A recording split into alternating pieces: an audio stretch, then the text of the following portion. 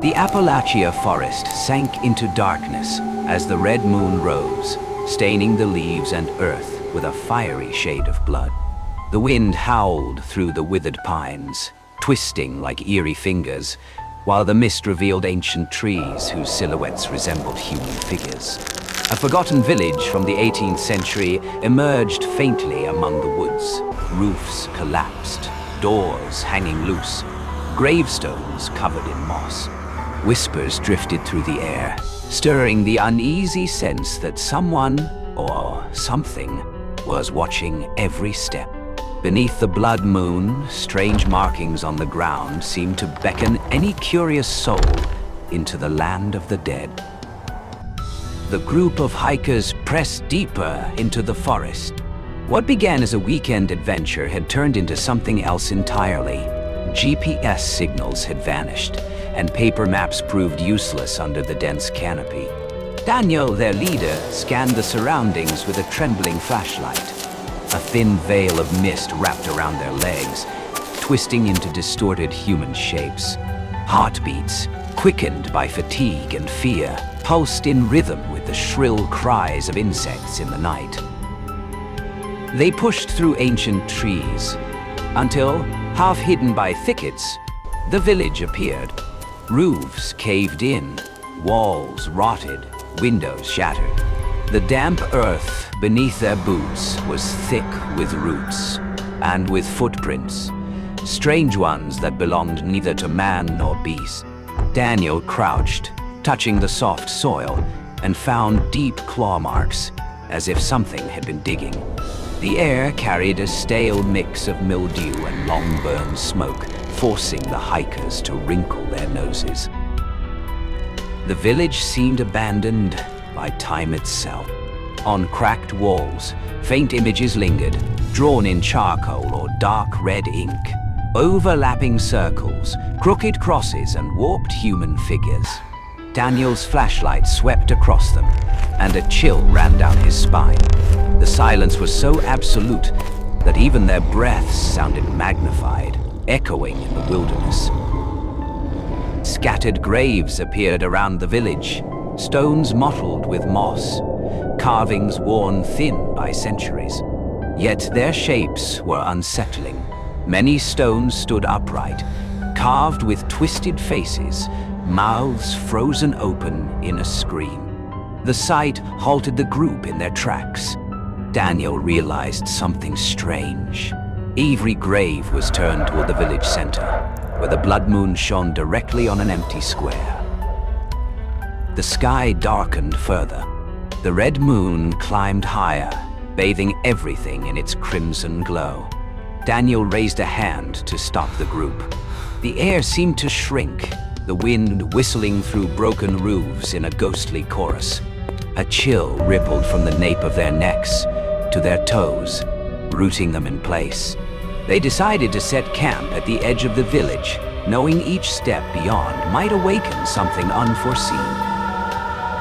As they built a fire, the moonlight flickered through the cracked roofs, glinting off rotting wooden statues, twisted human shapes, as if watching. Daniel's eyes darted around, widening. A strange sensation crept over him. This was no ordinary abandoned village, but a place suspended between present and past, where curses from the 18th century still lingered. The hiss of wind, the rustle of dry leaves, and fleeting shadows weaving among the ruins pressed on their nerves. Each hiker felt it. This was not just being lost in the forest. They had stepped into something alive, something watching, something waiting. As the blood moon illuminated the village square, Daniel exhaled heavily.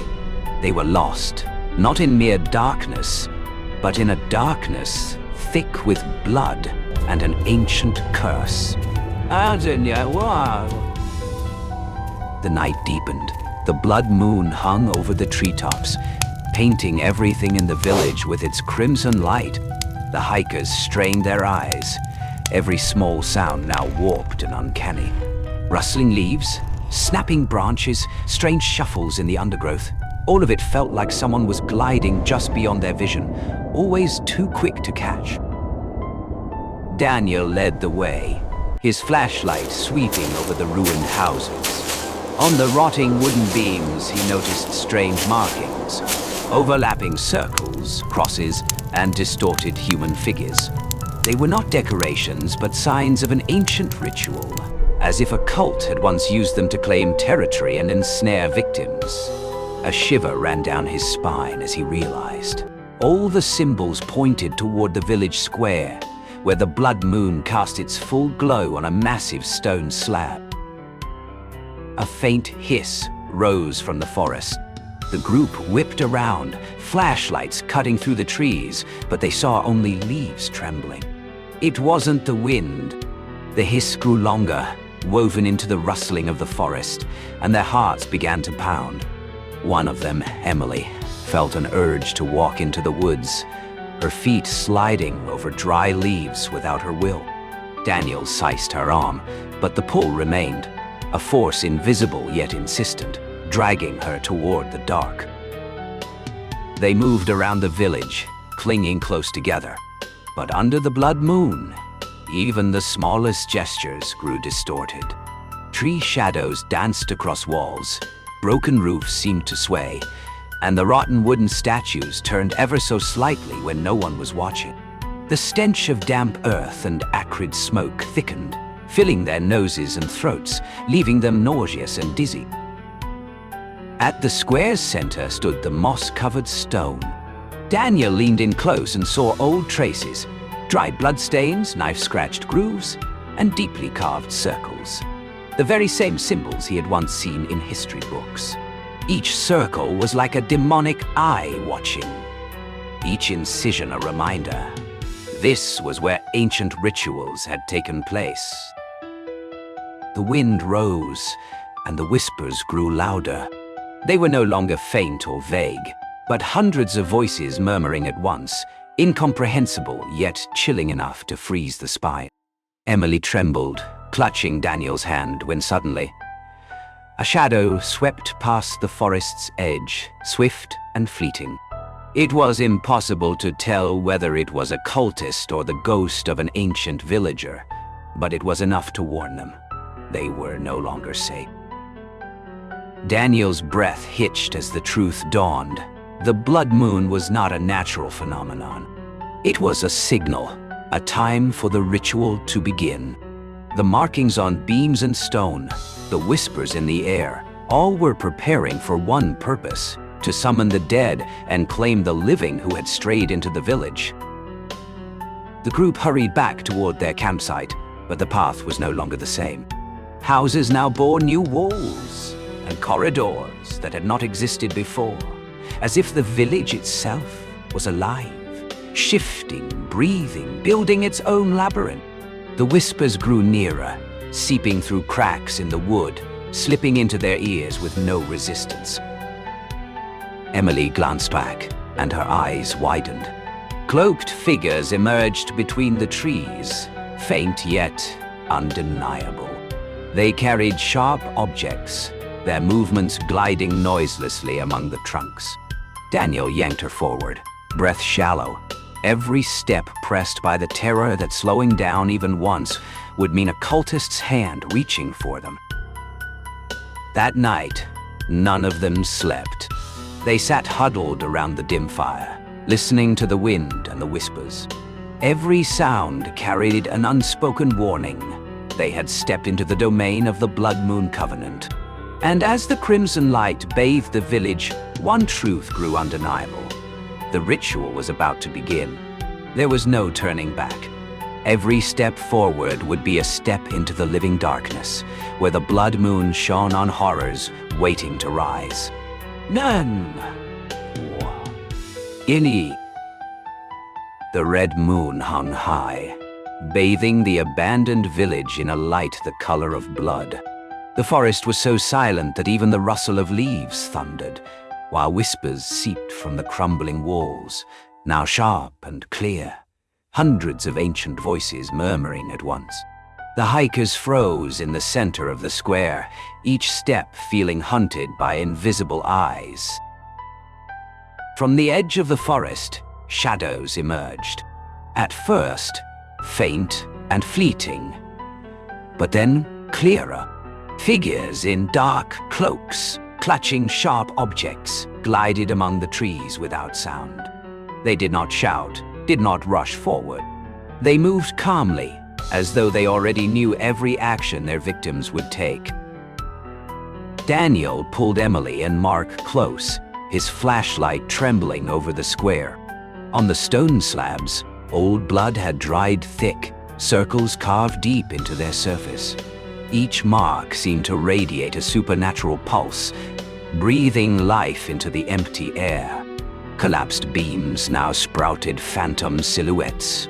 Corridors bent and twisted, reshaping the ruins into a living labyrinth. Every step became uncertain, every exit unreliable. The cultists formed a circle around the square, their steps steady, hands raised in ritual. Daniel realized they were not merely worshipping. They were preparing a rite to summon the ancient villagers once struck down by plague, buried in the earth, and now to turn lost wanderers into sacrifice. A drumbeat sounded, not struck by human hands, but resonating from deep within the ground. And with it, the dead rose. At first faint, half flesh and half smoke, they staggered slowly from graves scattered across the village. Faces twisted, eyes rolled white, mouths opening to chant a song not of this world. Under the blood moon, their bodies turned translucent, bleeding crimson as their limbs jerked like living statues of demons. Emily screamed as one spirit stepped forward, each footfall cracking like shattered glass. Daniel held her close, but there was no escape. Every house, every path bent inward, pulling them back into the square. The labyrinth shifted, breathing with the will of the cult. Whispers filled the cracks of the walls, no longer vague but clear. Come to the blood moon. Join the song. Mark bolted toward a stone slab, hoping to hide. But the moonlight struck him full on, painting his body in crimson. The spirits surged. His limbs stiffened, locked as if bound by unseen chains. Each step of the dead sent tremors through the ground, echoing with cracks that pierced the silence. Mark screamed, but his voice was swallowed by the chorus of hundreds of spirits. Daniel and Emily darted along the square, desperate for an escape. Yet, the blood moon twisted reality itself. Walls shifted. Fallen beams stood upright. Paths bent into loops. The village had come alive to imprison them. Wooden statues turned their faces, eyes glinting like living watchers, tracking every move. Their breath and heartbeat became part of the eerie hymn. At the square's center, an altar appeared, stone slick with moss and dark stains, as though it had always been there, waiting. A cultist lifted Mark and laid him upon it. The old blood on the altar blazed anew under the moonlight. Daniel cried out, rushing forward, but Emily dragged him back. Instinct screamed survival, but the pounding drums, the whispers, and the endless chant swallowed them whole, driving them to their knees in terror and exhaustion. The horror swelled. More spirits crawled from graves, slipped from broken rooftops, and poured into the square. Their bodies warped under the red glow, limbs twisting, mouths stretching, blood oozing not as liquid but as streams of glowing crimson glass. They were no longer human. They had become the living symbols of the ritual, the chains that bound the cult to its ancient curse. Daniel's breath caught. They were no longer outsiders. Every step within the village had bound them closer to the rite. If they escaped, they would be trapped in the labyrinth forever, woven into the eternal hymn of the blood moon.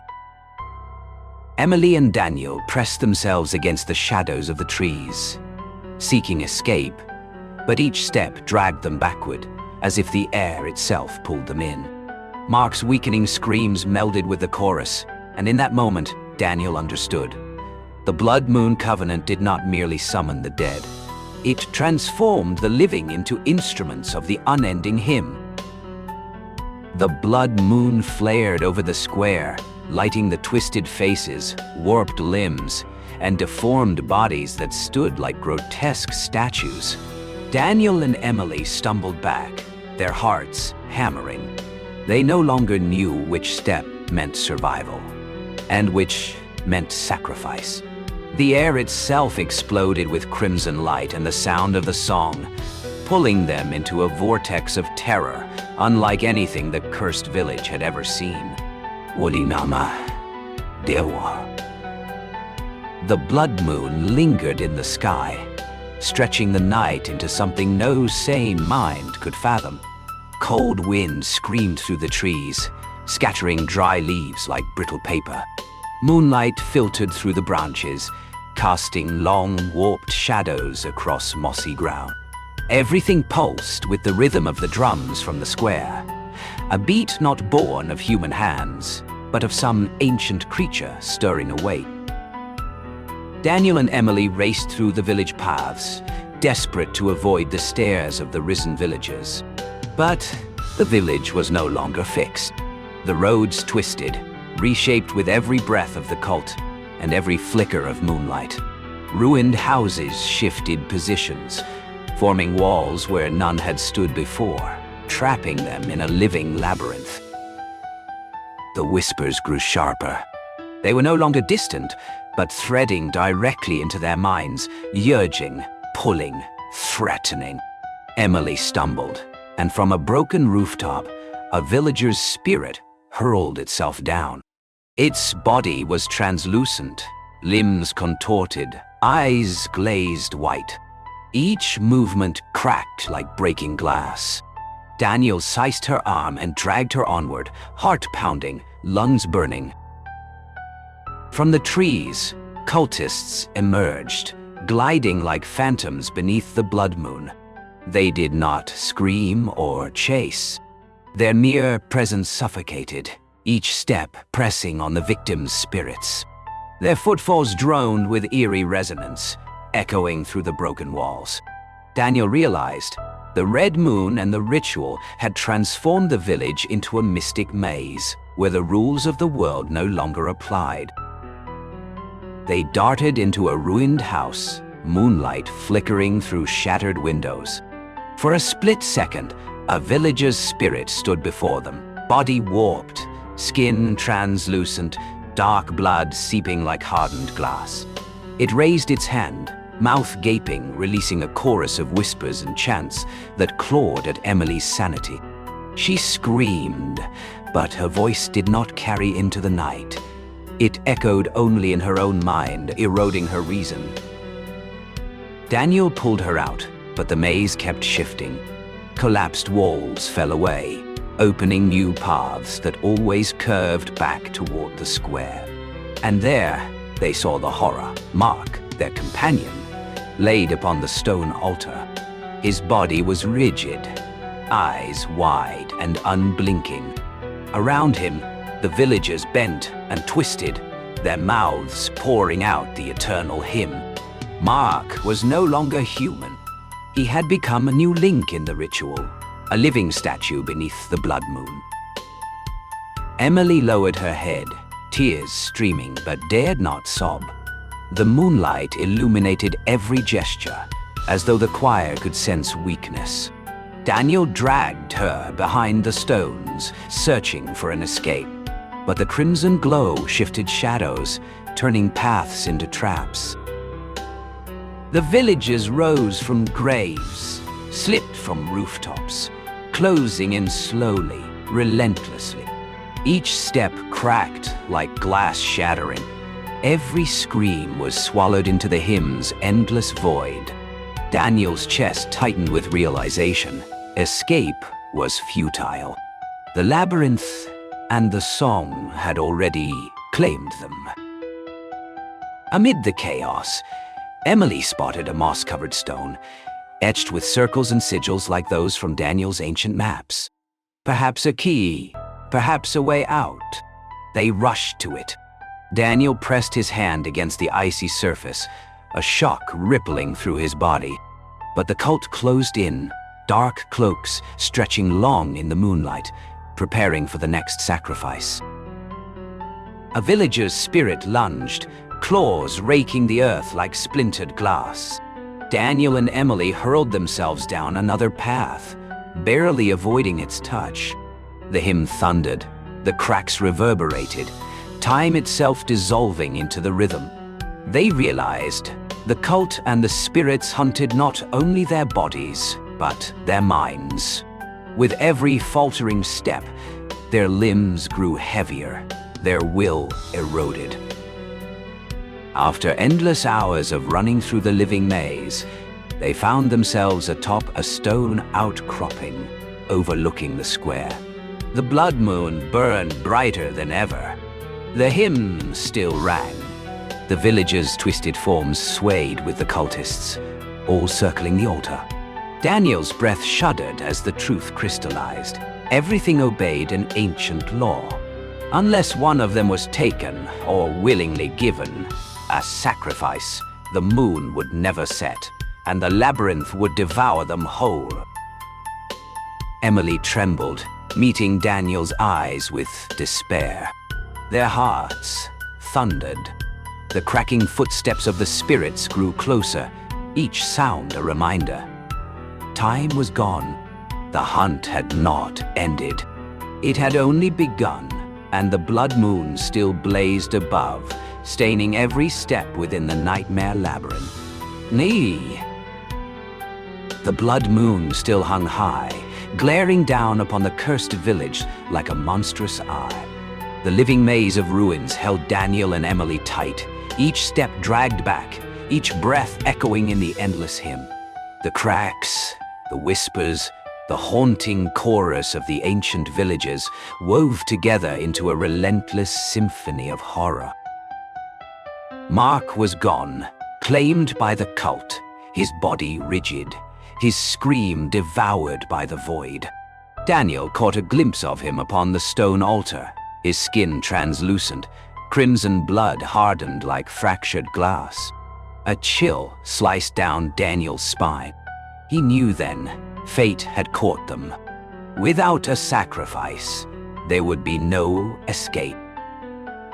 Emily pulled Daniel through the twisting paths, but the blood moon warped every ruin into an unending labyrinth. Spirits emerged from rooftops and graves, moving slowly, but with certainty, limbs bent like living statues of demons. The cult stood in a circle, hollow-eyed, their synchronized steps pressing forward, driving the survivors toward the altar. Emily collapsed upon a stone, eyes wide with dread. She knew there was no escape. The drums and chants swelled, dragging body and soul into the ancient hymn. Daniel clutched her, heart hammering, every ounce of strength and will slipping away into the crimson void. Then the spirits lunged. Emily was seized, her body stiffening, skin turning glass-like, blood congealing into crimson crystal. Her limbs twisted as she let out a silent scream. Daniel roared, pulling against the supernatural force, but it was useless. Emily became another living statue beneath the blood moon, her eyes wide, forever locked into the unending chorus. Daniel staggered back, crushed beneath the invisible weight pressing on his chest. He knew the truth. He could be next, or he could escape, doomed to carry the memory forever. Instinct drove him toward the forest's edge. He ran through the shifting maze, the ruins twisting behind him, the crimson light searing every shadow. But the blood moon spared no one. Every tree, every wall seemed to reach, dragging him back into the song. At last, Daniel burst free of the village. The blood moon still burned above, casting its glow on the square where the cult and spirits stood unbroken, as though the ritual had never paused. He turned back and realized the curse remained whole. Those who entered could only leave as sacrifices, or as haunted remnants of what they had seen. He fled into the forest. Emily and Mark etched into his mind, their twisted forms, their wide, silent eyes, their screams devoured by the hymn. The whispers followed him in the wind, promising the blood moon would rise again. The blood moon covenant had never ended, and any who dared step into that place would become the next link in the unholy song.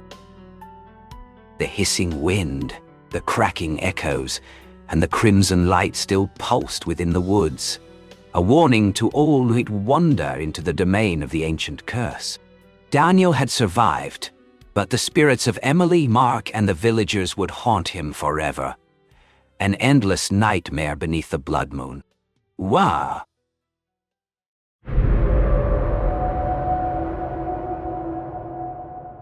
St. Aurelius Hospital, once a Civil War era asylum, now lies in rusting ruins deep within the forest. Locals still whisper of the head doctor, a man more obsessed with human skin than with life itself.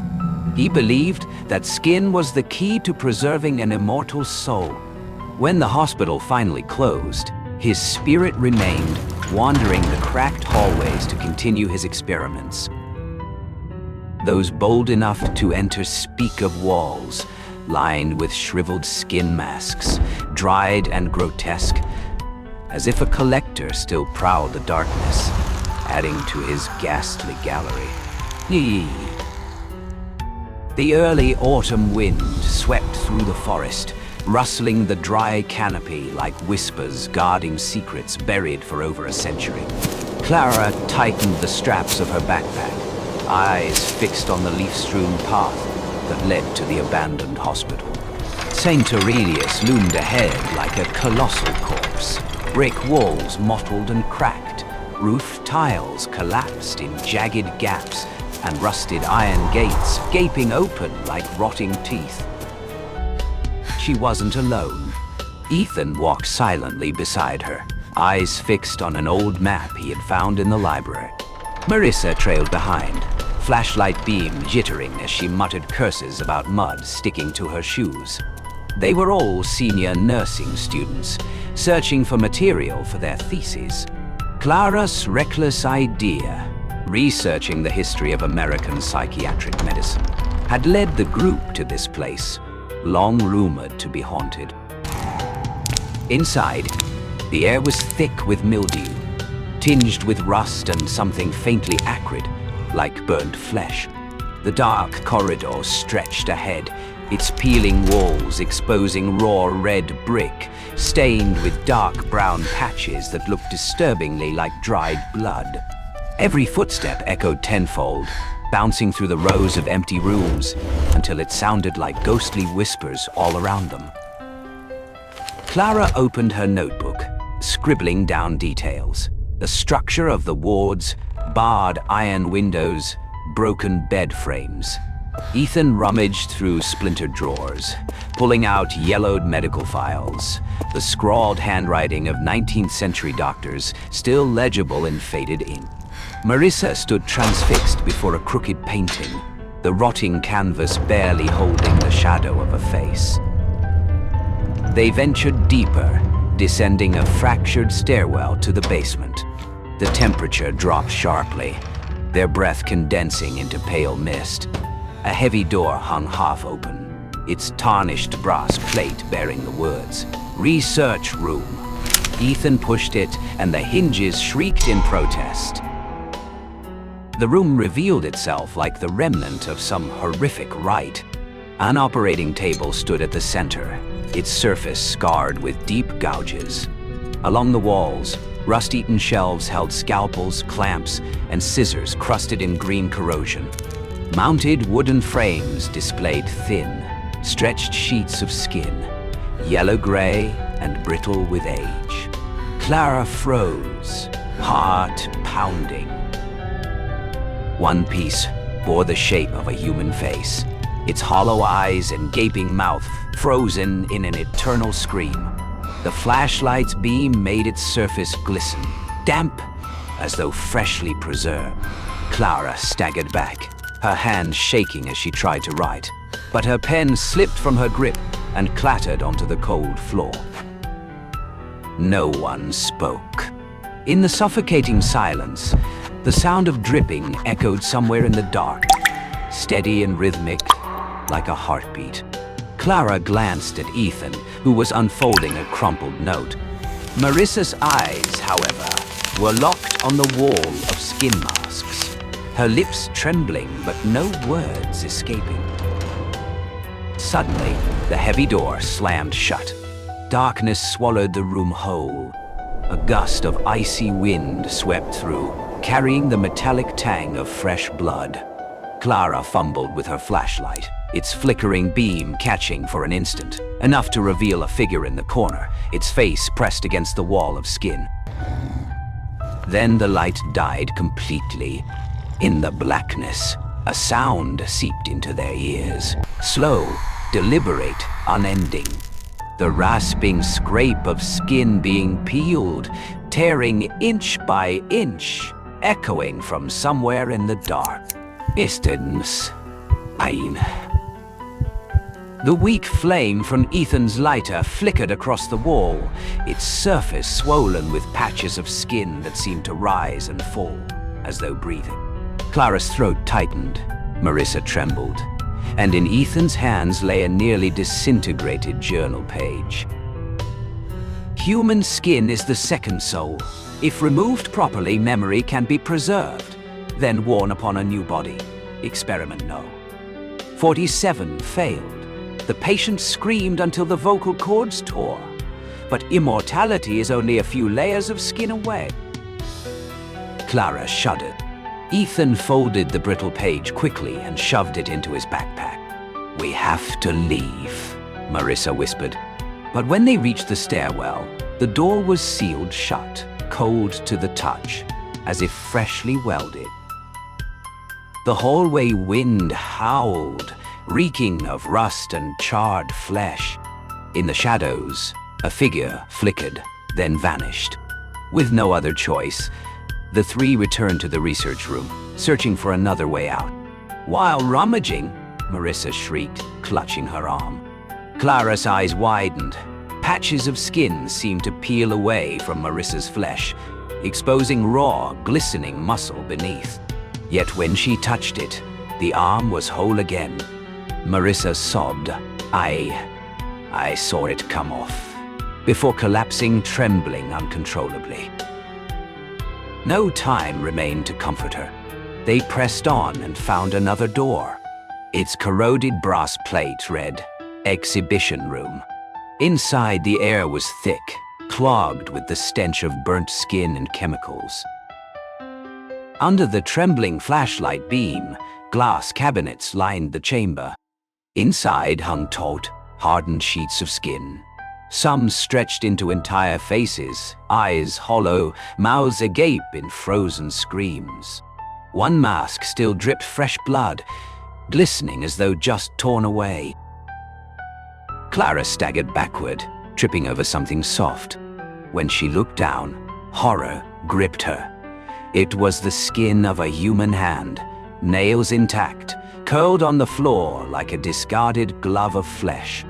Marissa gagged, retching, then bolted into the hallway, her footsteps echoing through the dark. At that moment, the flashlight flickered, then went out. Darkness consumed the room. A sharp sound pierced the silence, the scrape of a scalpel sliding through flesh. Shark, slow, methodical, endless. The coppery tang of blood thickened, suffocating. The door slammed shut behind them, sealing them in blackness. Clara pressed her trembling back against the wall, and in the silence that followed, she heard it, something moving closer. Heavy, slow, dragging behind it a trail of wet, glistening skin across the tiles. Niwazene.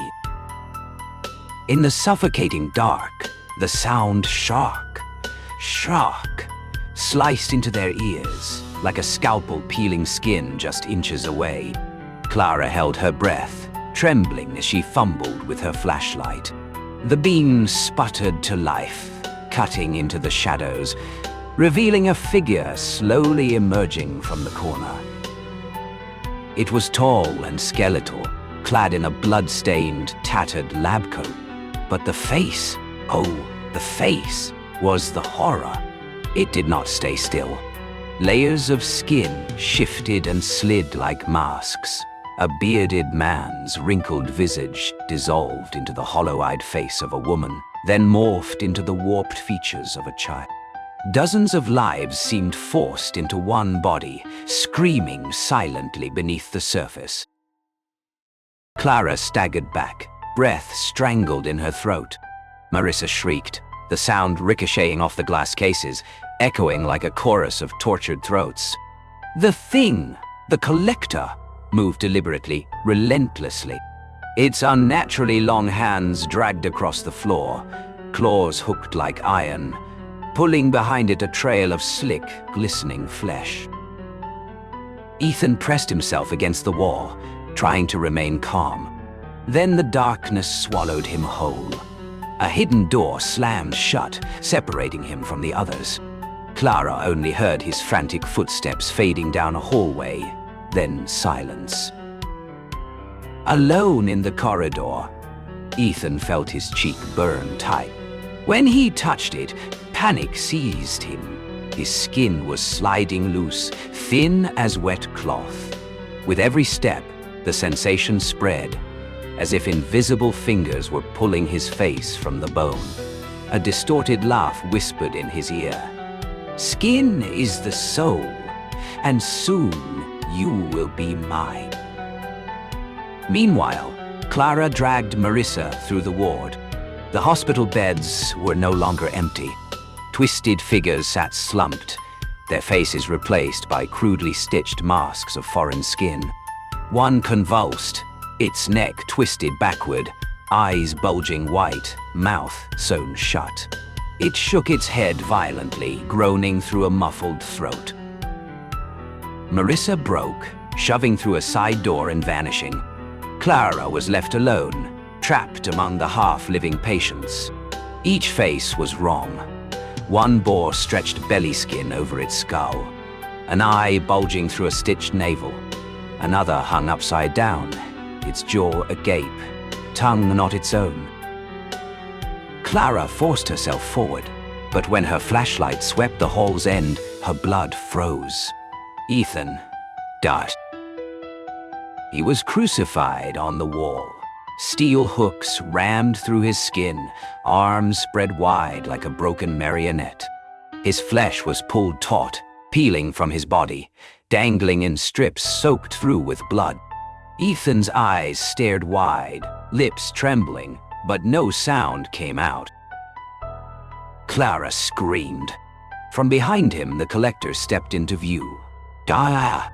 Its long fingers pressed against Ethan's chest, drawing a delicate line. Instantly, his skin split open. Blood spilled as flesh was folded back like the pages of a grotesque book. Ethan arched in silent agony before falling still. Clara stumbled backward, shaking violently.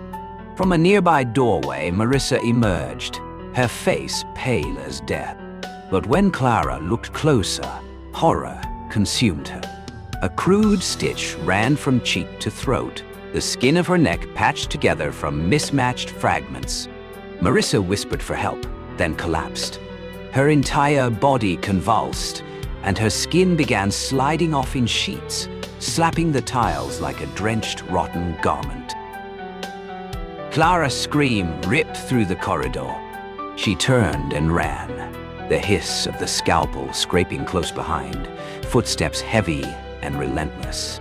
The hallway stretched into infinity. Every door opened into another skin gallery, faces hanging in rows, hollow eyes tracking her as she fled. She slammed into a metal door. It burst open, throwing her inside. Her flashlight flicked back to life, illuminating dozens of faces stretched across wooden frames. Some still twitched, lips trembling, whispering faint words. Clara realized with a jolt of terror.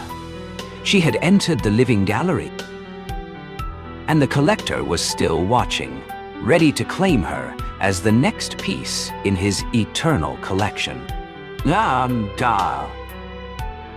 Clara collapsed to her knees in the middle of the room, breath ragged and shallow. Her flashlight beam swept across towering wooden frames, each one stretched taut with human skin like grotesque canvases. Some faces still twitched, lips moving in silent whispers, their hollow sockets staring into endless dark. The air was thick with the metallic stench of blood and the chemical tang of preservation. A sharp crack sounded behind her. Clara spun around. Marissa was crawling into the room, her body twisted unnaturally. The skin on her back had peeled almost entirely away, clinging loosely like a shredded coat. Blood streaked in rivulets, raw flesh glistening beneath. She lifted her head, eyes pleading, though only a strangled wheeze escaped her throat. With trembling hands, she reached toward Clara, just as her entire skin slid free, collapsing onto the floor with a sickening slap, limp as a serpent's shed husk. Clara covered her mouth, tears streaming. What remained of Marissa, her blood-red, trembling body, twitched only for a moment before going still forever. Then the light vanished, eclipsed by a massive shadow. The collector had arrived. He loomed over her, his face shifting endlessly, his grotesque hands clutching a gleaming scalpel. The whispers filled the room, a chorus of countless throats. Skin is the soul. You will complete my collection. Clara stumbled backward, pressing herself against a wooden frame. A stretched face upon it suddenly opened its eyes. Its lips moved, whispering, "Run, now, before falling silent forever." The collector slashed the air, his blade slicing across a nearby hide. Blood spattered, spraying the grotesque canvas. Clara screamed, darting between the frames. His heavy footsteps thundered behind her, strips of skin dragging wetly across the tiles. She tripped over a fallen crate that burst open. Inside lay dozens of half-sewn masks, grotesque and unfinished. Clara snatched a bottle of chemicals from the pile and hurled it. The liquid splattered across his shoulder, sizzling. Smoke hissed. The stench of burning flesh filled the air. The collector roared, the sound shaking the chamber walls, but he still advanced. Desperation surged through Clara as her eyes caught a steel door in the far corner, locked with a rusted padlock. With all her strength, she smashed her flashlight against it. The metal cracked with a sharp snap, and the door swung open. Just as the collector lunged, Clara forced herself through the narrow gap and slammed the door behind her. A blood-curdling scream echoed through the hallway, rattling the walls. Clara collapsed on the floor, trembling violently. Behind her, pounding fists hammered the steel, each blow shaking the frame. She knew the door would not hold for long. Her time was running out. The final confrontation with the collector had only just begun. Whoa! Wow! Clara forced herself upright in the narrow corridor, her body drenched in sweat and blood. Behind her, the pounding grew fiercer, the steel door rattling violently, each strike like a death knell. She staggered forward, her footsteps echoing hollow in the darkness. A wide chamber opened before her, ashen, cracked. At its center stood the old hospital incinerator, its gaping mouth rusted but still heavy with the scent of ashes. Clara understood. This was the only place where it could end. The steel door burst open. The collector surged inside, towering, his patchwork body glistening, the faces stitched into his frame, screaming in unison, eyes bulging, mouths yawning wide. The scalpel in his hand gleamed like a predator's claw. Clara backed away, hands groping against the incinerator until they closed on a heavy iron pipe. She clenched it tightly, bracing herself. As he lunged, she swung with all her strength. The pipe crashed into his face with a sharp crack, tearing loose a flap of skin and exposing charred bone beneath. He roared in fury, but he did not stop. She was thrown to the ground, the scalpel slicing across her shoulder, hot blood spilling down her arm. He pinned her, his rancid breath washing over her. 100 voices hissed in her ears. Your skin will remain here forever. In desperate panic, Clara's eyes caught a dented gasoline can beneath the incinerator. She clawed it toward her, dousing him in its contents. He laughed, a dry, rasping sound, eyes shifting through countless faces. But when Clara flicked Ethan's battered lighter, the flame erupted, consuming them both. Fire roared. Clara rolled aside, her skin searing, the stench of burning flesh suffocating the air. The collector screamed, an unholy bellow, his body engulfed, sheets of skin dropping like smoldering paper. Staggering, he toppled into the incinerator's maw. Flames devoured him, the many faces twisting, collapsing, until nothing remained but black smoke. The chamber shook. The ceiling split, dust raining down in choking clouds. Clara stumbled through a side door, each step a battle against pain. Behind her, the roaring faded into silence, leaving only rising embers. When she finally stumbled outside, dawn had broken. St. Aurelius loomed in the distance, its walls glowing red from fire. Clara collapsed onto the grass, her chest heaving, gulping the frigid morning air. But then, her skin prickled. A crawling itch spread across her arm, as if unseen fingers tugged from beneath. She looked down. Only a burn mark, charred and raw. Clara shut her eyes, whispering to herself that he was gone, consumed by the flames. Yet deep within her flesh, she felt it, a memory smoldering, a presence that had never truly left. The collector still lived, etched into her skin.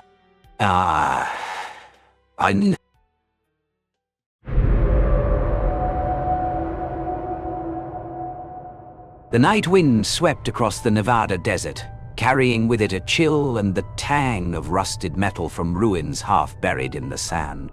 In the distance, the dark silhouette of an abandoned military facility loomed, a scar from an era when America buried its deepest secrets.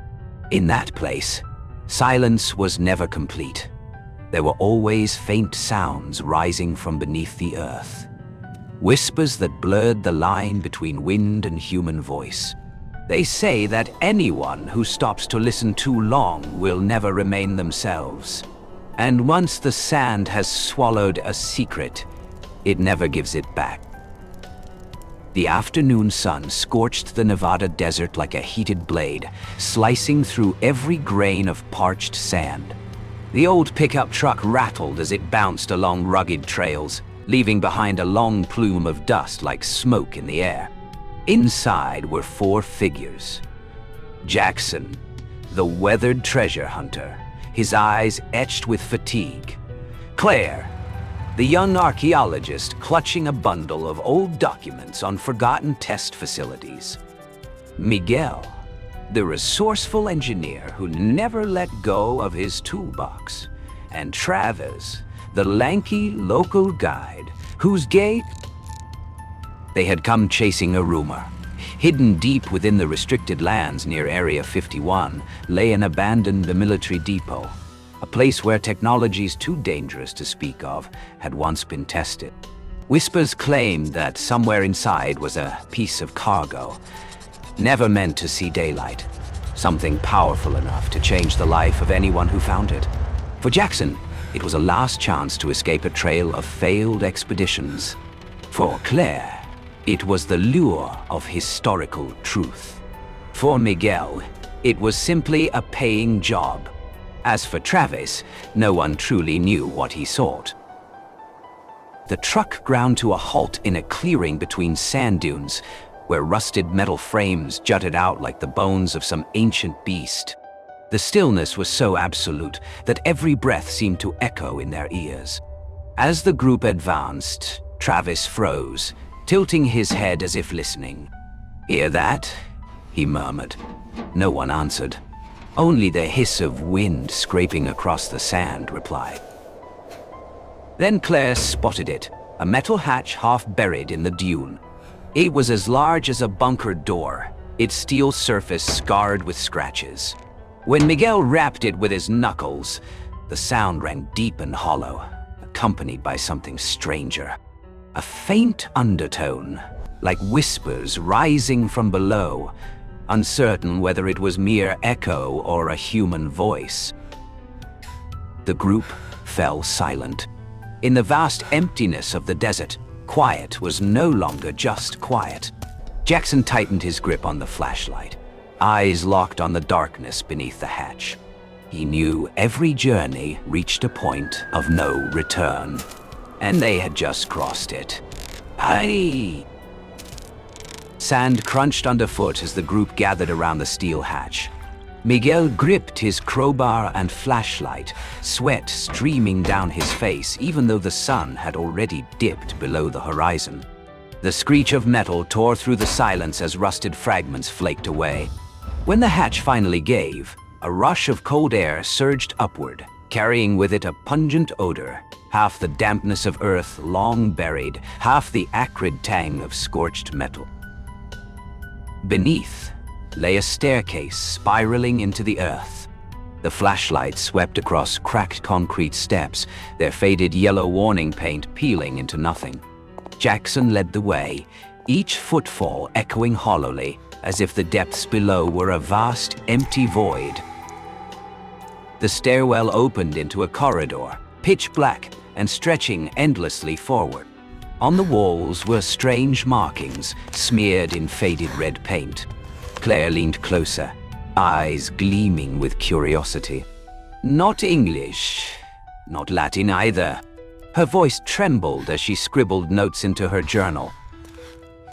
They pushed deeper. Along the passageway, heavy steel doors lined the walls, most sealed with military padlocks. Some rooms lay open, filled with shattered machinery, charred cables, and broken metal tables. On the walls hung battered signs: Test Chamber 3, Containment, Access Restricted, all clawed and defaced, as though some unseen hand had tried to erase them. Travis was the first to halt. He stood frozen, head cocked, ear tilted toward the darkness ahead. "Don't you hear it?" he whispered, voice low and distant. The others exchanged uneasy looks. Only the faint hiss of wind seeped through cracks. But when they strained to listen, Jackson stiffened. From deep within the corridor came faint murmurings, a tangled chorus of voices speaking low. Too many, too indistinct to belong to any single language. Claire clutched her ears, her face pale. It's inside my head." They pressed on, the whispers growing sharper with each step. At the corridor's end, a massive circle loomed against the wall, a structure of metal fused into concrete, its surface etched with hundreds of symbols, part machinery, part incantation. Broken components jutted outward, exposing charred wires and blackened steel. Miguel stepped closer, pressing his hand to the surface. The metal was ice cold, but almost instantly he recoiled, gasping. I heard it. It said my name. No one had time to respond before the atmosphere shifted. The whispers swelled, multiplying. Dozens, hundreds of voices speaking all at once, rising from beneath the ground. Dust rained from the cracked ceiling, the floor trembling faintly as if something beneath was stirring. Jackson grabbed Claire and pulled her back, his heartbeat thundering in his chest. He realized then what they had done. This hatch had never been just a military door. It was a seal, and they had just broken it. For a single heartbeat, the voices fell silent. And then, in unison, they spoke one phrase that echoed through the corridor. "We can be heard again." The air in the bunker shifted sharply. Cold wind surged from the depths, carrying the stench of rotting earth and the metallic tang of rust. Flashlights flickered, and the darkness seemed to breathe. Jackson led the way, his steps heavy, weighted by dread. The whispers no longer came from afar. They pierced straight into his mind, calling his name in 100 voices. Men, women, children, all merging into a dreadful chorus. Claire trembled, clutching her notebook tight. Shadows in old military uniforms drifted past her, faces warped, eyes hollow, skin sagging like melting wax. They did not touch her, but the stench of scorched flesh churned her stomach. Suddenly, Travis halted, lips moving soundlessly. Jackson grabbed his arm, but Travis tore free, his eyes clouding over. "They are calling me. I belong to them." Miguel swung another flashlight beam into a nearby room. The floor was littered with rotting documents. He snatched a few still legible. Project Whisperer. Subject failed containment. Abort. Scattered among them were black and white photographs. Soldiers with blank white eyes, their bodies cracked and splitting, their skin dry as sand. At their feet was a red containment circle, annotated with, "Never break the seal." Then Travis laughed, a dry, rasping sound. Blood streamed from the corners of his eyes, his skin fracturing like shattering glass. A pale red glow pulsed beneath his flesh. When he lifted his head, his eyes blazed like twin shards of a blood moon. Claire screamed. Jackson seized her hand and pulled her away. Travis did not chase with footsteps. He glided, his voice echoing through the corridor walls. "Don't leave me. We are one." The three of them fled down the corridor, but space itself twisted. Paths bent, doors vanished, sand trickled from the cracking ceiling. Claire froze, staring at the walls. Dozens of human faces bulged from the concrete, lips moving in unison with the whispers. They writhed, then melted, leaving only swirling black hollows. Miguel suddenly clutched his chest, gasping. Black veins crawled across his skin, spreading like wildfire. He howled, but his voice warped, merging with the chorus. As Jackson tried to pull him, Miguel's skin flaked away like dried sand. His bones stretched unnaturally. Blood congealed into glistening black crystals. Miguel collapsed, his body reshaping into a half-human, half-sand monstrosity. Jackson let go, dragging Claire as they bolted forward. Behind them, Miguel's heavy, monstrous steps thundered, mingling with Travis's echoing laughter. They stumbled upon a skeleton in a tattered uniform, clutching a half-burnt journal. Jackson ripped it free, flipping through charred pages. The words that remained clawed at his mind. The seal holds only with intact blood sacrifice. If broken, the entity merges with earth and wind. Do not listen. But it was too late. The whispers consumed their thoughts, no longer just background noise, but woven into their veins, their breath, their heartbeat.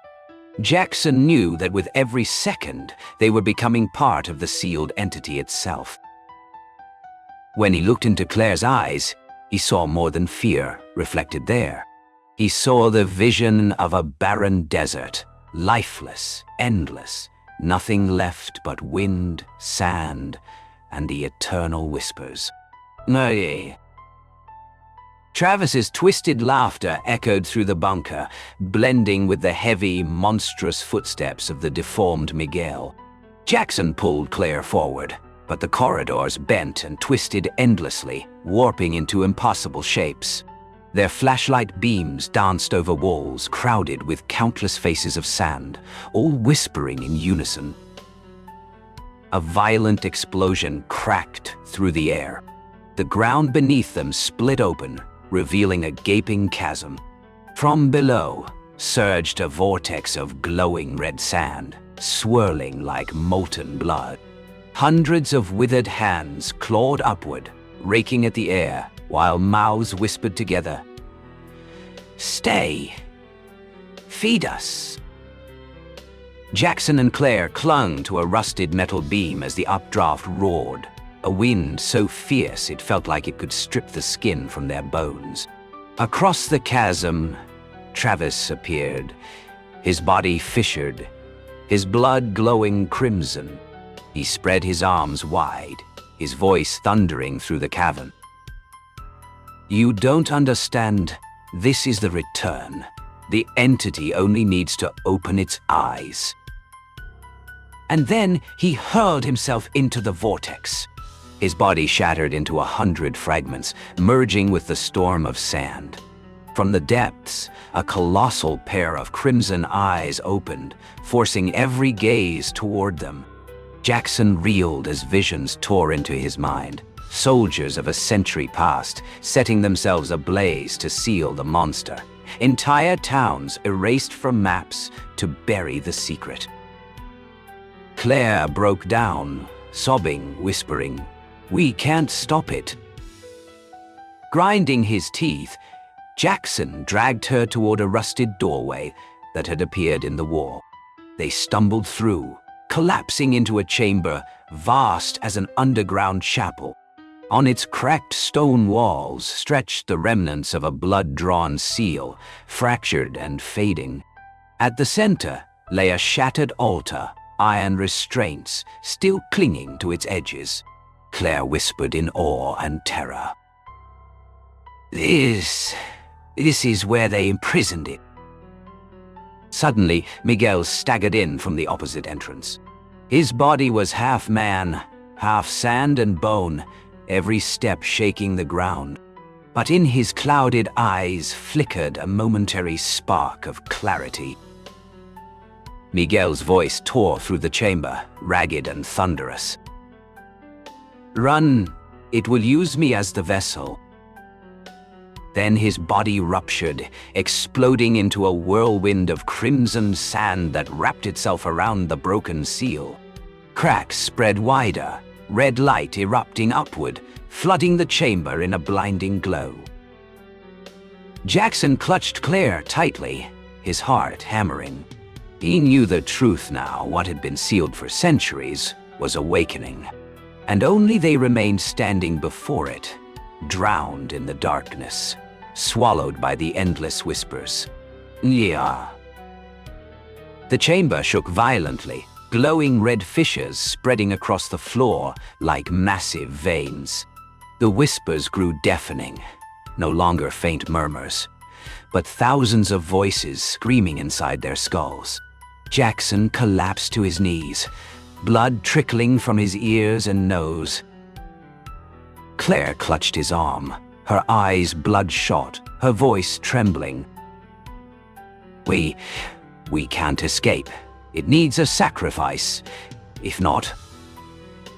Chunks of ceiling crashed down.